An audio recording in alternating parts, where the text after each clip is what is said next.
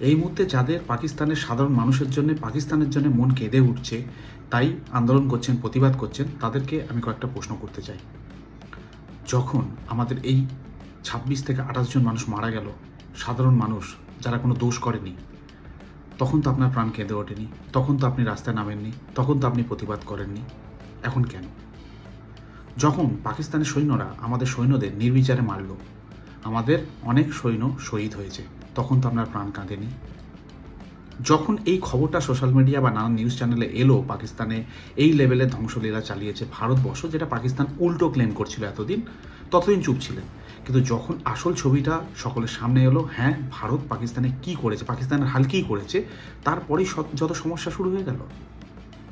যখন পাকিস্তান আমাদের ১৫খানা শহরকে টার্গেট করে ৫০খানা মিসাইল ছুঁড়েছিল, তখন কোথায় ছিল আপনাদের প্রাণ?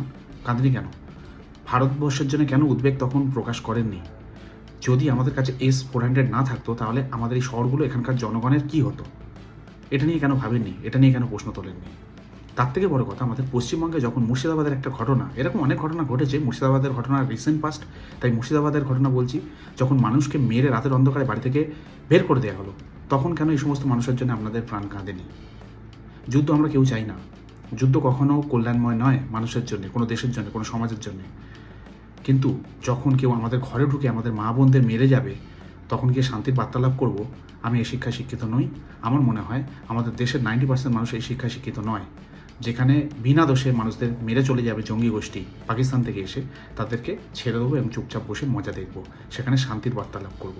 আপনারা যে কথাটা বলছেন বা যে কারণে আপনারা রাস্তায় নেমেছেন, যে যুদ্ধ নয় শান্তি চাই, সেটাতে আমি সহমত পোষণ করি এবং কুর্নিশ জানাই।